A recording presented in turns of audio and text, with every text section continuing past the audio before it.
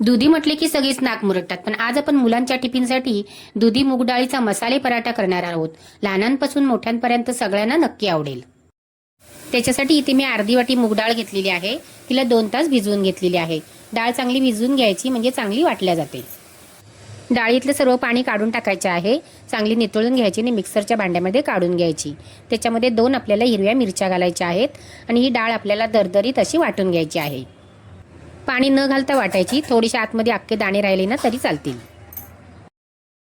ह्या वाटीच्या मापाने 2 वाटी गव्हाचं पीठ, वाटलेली मूग डाळ, अर्धा चमचा आलं लसूणची पेस्ट, छोटा पाव चमचा गरम मसाला, छोटा पाव चमचा हळद, छोटा पाव चमचा कलरची लाल मिरची पावडर, कारण आपण याच्यामध्ये हिरवी मिरची घातलेली आहे, 1 चमचा धना पावडर, पाव चमचा जिरे पूड, अर्धी वाटी दुधीचा खीस. दुधी लगेच किसायचा आणि लगेच पिठात घालायचा, नाही तर काळा पडतो.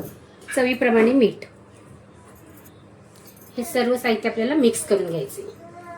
दुधीतलं पाणी आहे ना, सुरुवातीला पाहिजे तर तुम्ही काढून ठेवायचं आणि नंतर लागलं ना तर ते दुधीचं पाणी वापरायचं.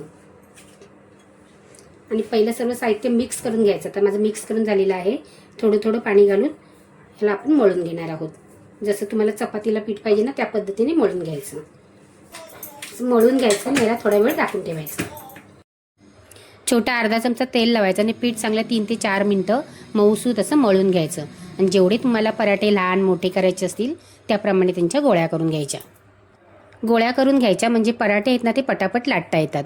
गव्हाचं पीठ लावायचं आणि पराठा आपल्याला लाटून घ्यायचा आहे. तुम्हाला जेवढा जाड पाहिजे ना तेवढा तुम्ही लाटू शकता. मी इथे थोडे पातळच लाटणार आहे. अशा पद्धतीने आपला पराठा लाटून झालेला आहे. जास्त जाडी नाही आणि जास्त पातळी नाही.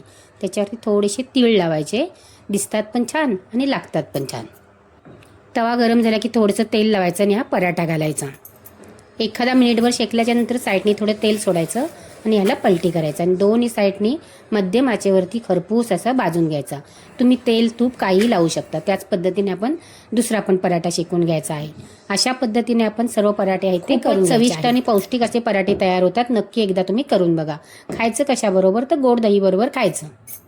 घट्टवालं दही घ्यायचं. त्याच्यामध्ये चिमूटभर असे आपण मीठ घालायचं आहे आणि 1 चमचा पिठी साखर घालायची आहे. आणि मुलांच्या टिफिनमध्ये पण दह्याबरोबर किंवा चटणीबरोबर टोमॅटो सॉस बरोबर देऊ शकता. आजची जर ही तुम्हाला टिफिन रेसिपी आवडली तर नक्की लाईक करा, कमेंट करा, तुमच्या मित्रमंडळींना शेअर करा आणि चॅनलवर पहिल्यांदाच आला असाल तर चॅनलला सबस्क्राईब करा. थँक्यू.